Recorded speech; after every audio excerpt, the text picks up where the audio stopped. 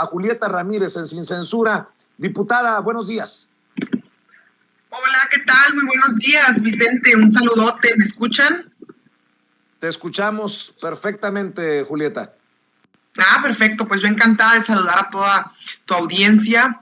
Ya los estaba escuchando de Lili Téllez. Me da mucho gusto que se desenmascare este tipo de personajes que, como bien decía tu entrevistado, pues una persona que llegó con la bandera de Morena. Fíjate, yo me encontré a Lili Téllez hace un tiempo cuando yo trabajaba como asesora legislativa en el Congreso de la Unión y me la encuentro en el Zócalo. Iban en ese momento legisladores y legisladoras a tener reunión con el presidente y desde que me la encuentro haciendo fila en el Zócalo, ella empezó a platicar que se llevaba muy bien y que tenía una excelente relación con José Mid y que no sé, y que un tal día tuvo que estar con él porque estaban trabajando no sé qué cosa. Y yo desde ese momento dije, oigan, algo anda mal con este personaje que ya siendo legisladora, todavía no enloquecía en aquellos entonces, pero que ya siendo legisladora, pues sus referencias eran un personaje de la oposición, ¿no? Entonces, en fin,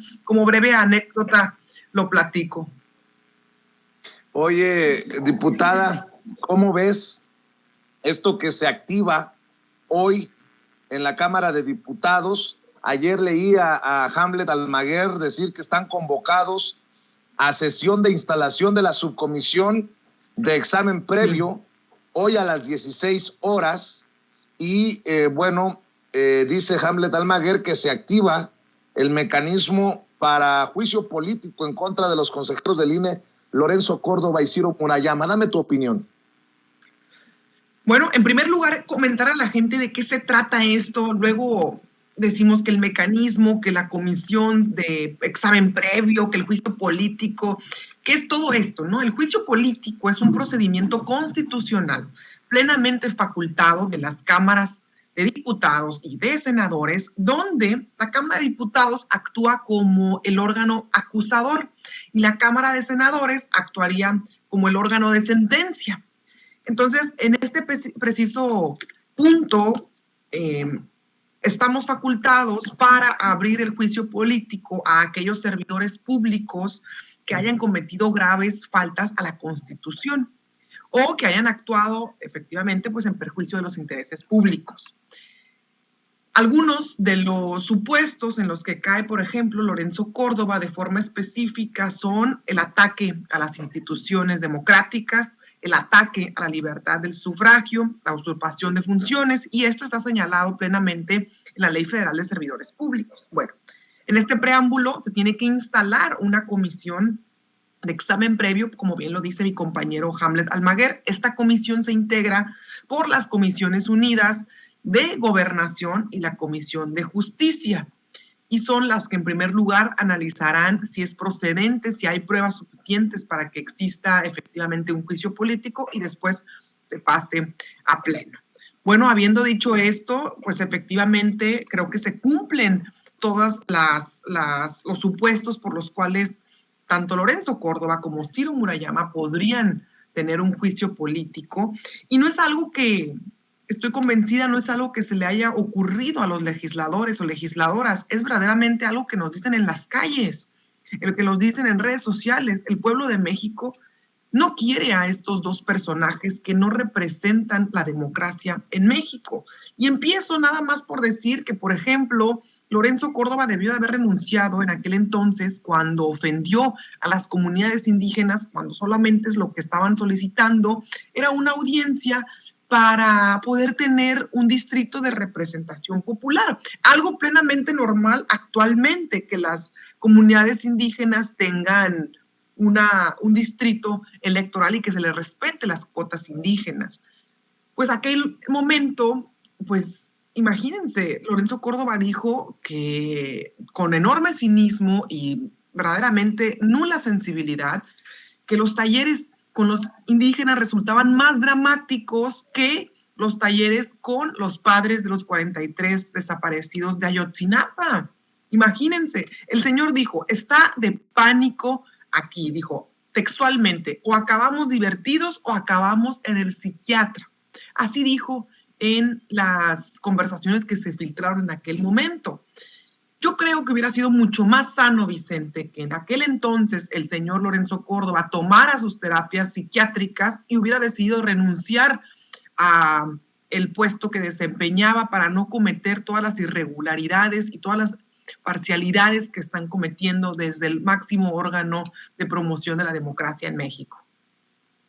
Julieta, ayer el presidente en la mañanera, hoy fue más reservado para que no lo cepillaran, como dice él, dijo que el INE está dedicado a obstaculizar la democracia, porque, y lo hemos consignado también aquí en Sin Censura, lo hemos platicado en cortito con ustedes, los diputados, y aquí al aire, en vivo, en el programa, que la mayor zancadilla, el mayor obstáculo para la consulta de juicios presidentes fue el INE, y parece que la mayor zancadilla, el mayor obstáculo para la consulta popular de revocación de mandato es también el INE. ¿Qué piensas, Julieta? Que no nada más obstruyó hasta el cansancio la consulta popular de juicio a expresidentes, amenazó con suspender la consulta de revocación de mandato, haciendo circo, maroma y teatro en la Cámara de Diputados, solicitando un recurso de presupuestal excesivo, lo que nos obligó a nosotros también a recurrir ante la Suprema Corte de Justicia para dejar sin efecto los berrinches de este personaje. Pero además, dentro del proceso electoral del 2021, donde estuvieron en disputa más de 21,000 cargos en todo el país, pues el INE se dedicó de manera sistemática a obstaculizar, no a Movimiento Ciudadano, nos queda claro, porque ni una sola sanción al hoy gobernador Samuel García por sus excesivos gastos de campaña. No se dedicó a molestar, por ejemplo, al Partido Acción Nacional.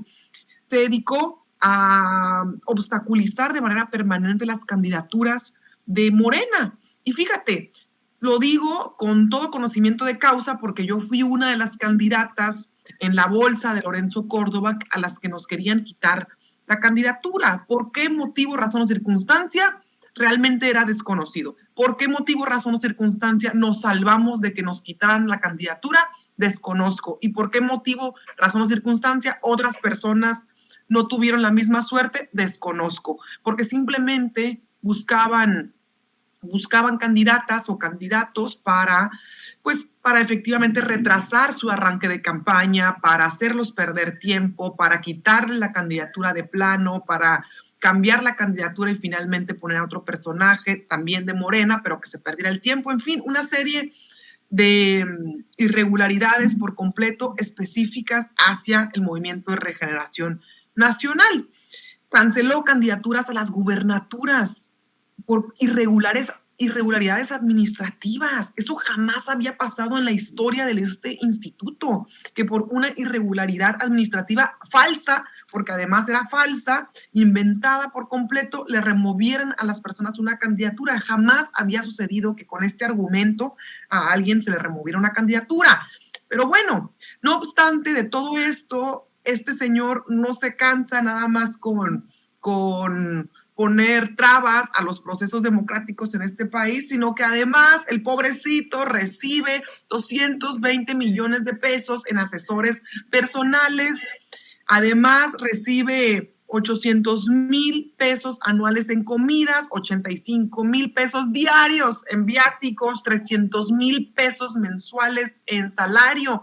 Y esto, Vicente, es ilegal porque en la Constitución dice que nadie puede percibir mayor sueldo que el presidente de la República, y Lorenzo Córdoba, bajita la mano, le triplica el sueldo al presidente López Obrador. Y por último, Vicente, ya por no dejar, este señor, por ejemplo, obstaculiza también las asambleas informativas de la reforma eléctrica.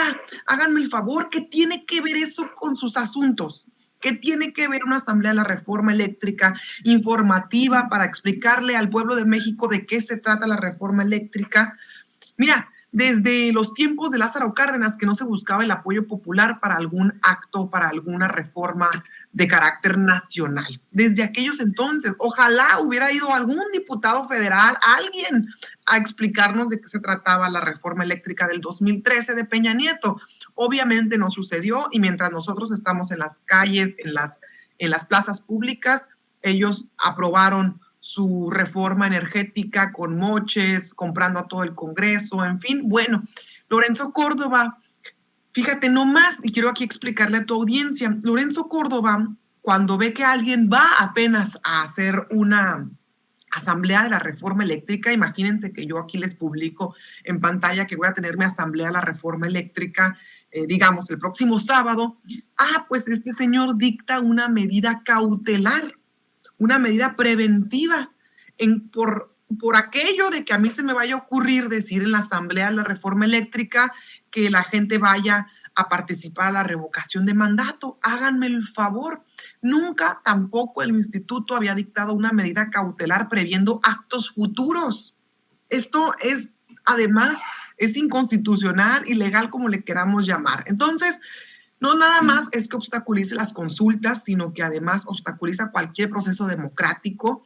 Se está metiendo con el Congreso en temas de la reforma eléctrica y además estamos, el pueblo de México, pagando la burocracia dorada en el Instituto Nacional Electoral con sueldazos de 300,000 pesos, asesores, chofer, lavandería, y realmente esto es insultante para las y los mexicanos. Julieta, diputada Julieta Ramírez, diputada federal de Morena por Baja California. Hace unos días veíamos el berrinche de Mariana Gómez del Campo, quien se subió a tribuna y literalmente fue callada por el grito de ABC, y hace referencia a que ustedes son los borregos de López Obrador ahí en tribuna en la Cámara de Diputados. Y sus payasadas acerca de esta oposición, que creo que no está loca, no son payasos, es la línea que les dictan, porque estaba leyendo, por ejemplo, a Marco Cortés. Dice que el PAN exige al gobierno que pare de inmediato el hostigamiento y la persecución política contra opositores, periodistas y activistas de derechos humanos. Pues no sé en qué país vive él. Yo estoy a punto de irme al psiquiatra porque a lo mejor yo vivo en otra realidad. Yo estoy viendo otras cosas que ve o que no ve Marco Cortés. Dame tu opinión, Julieta. En primer lugar, en relación a Mariana Gómez del Campo, efectivamente, son personajes que el pueblo de México ya no los quiere. Son personajes que además llegan por la vía plurinominal, por listita, ahí porque se la deben a quién sabe quién, y porque de alguna u otra forma Margarita Zavala, Felipe Calderón, pues siguen tratando de hacer sus ingenios ahí directamente en la selección de las y los candidatos, ¿no? Bueno, y este tipo de personajes pues saben perfectamente qué es lo que tiene que ir a decir, lee sus 3 párrafos y usa 3 palabras y dice borregos, dice periodistas, y hace un par de señalamientos que realmente pues son muy simplistas en términos de la opinión de la oposición y muy alarmistas para la gente.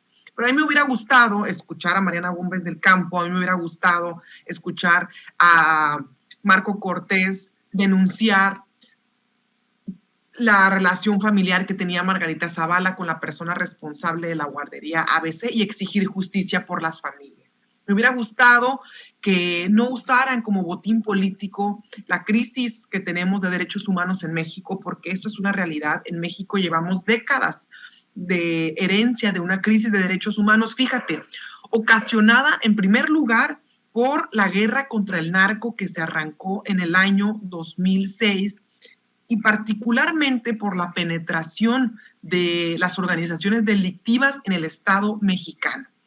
Decir que en México existió un narcoestado es decir que todas las facultades, el poder público del Estado, los espacios políticos del Estado, las aduanas, las carreteras, los servicios del gobierno mexicano estaban al servicio no de la población, del crimen organizado. Y ese suceso tan grave perpetuó que la violencia se generara de manera masiva en todo el país. Y por supuesto que grandes afectados son los periodistas, pero a mí no me gusta usar la bandera periodística como un motivo de ataque o de insulto a otro partido político, Vicente, porque se me hace muy cruel y me parece muy deleznable que como bandera política utilicen, por ejemplo, a los niños, utilicen, por ejemplo, a los periodistas, a las madres. Creo que si realmente tuvieran tantita vergüenza y tuvieran tantita sensibilidad por lo que viven las personas desaparecidas, por lo que viven las familias de las personas asesinadas, por ejemplo, hubieran hecho algo por Jesús Lemus cuando Felipe Calderón lo persiguió, hubieran hecho algo en el gobierno de Javier Duarte por estar acusado de la desaparición y el asesinato de 31 periodistas, hubieran hecho algo por Rubén Espinosa, el fotógrafo y periodista de Proceso, también por Miroslava, por ejemplo, ¿no? Entonces, y en esos momentos, pues los vimos serios, callados, sin nada que decir. Realmente me parece, pues, muy triste que utilicen este tipo de señalamientos. Y además, yo he visto grupos de periodistas organizados a lo largo y ancho de la República pidiéndole a los partidos políticos: no necesitamos sus condolencias y no necesitamos que nos utilicen como bandera política para la crítica, necesitamos justicia, Vicente, y es en eso en lo que nosotros nos tenemos que enfocar. Te agradezco mucho, diputada Julieta Ramírez, que hayas hecho tiempo para enlazarte y conversar con la audiencia de Sin Censura de estos temas que creemos son relevantes, importantes. ¿Por qué no cerramos invitando a la gente para que siga lo que haces y lo que opinas en redes sociales? Gracias, Vicente. Como siempre, yo encantada con tus invitaciones y un saludote a todo el equipo de Sin Censura. Y por supuesto, los invito a que nos sigan en redes sociales. Pueden encontrarme como Julieta Ramírez en Facebook, en Instagram, en Twitter, para que estemos al pendiente de las actividades e intercambiemos opiniones. Un abrazote, Vicente. Gracias, Julieta. Igualmente un abrazote. La diputada federal de Morena por el estado de Baja California, Julieta Ramírez, hablando con nosotros sin censura.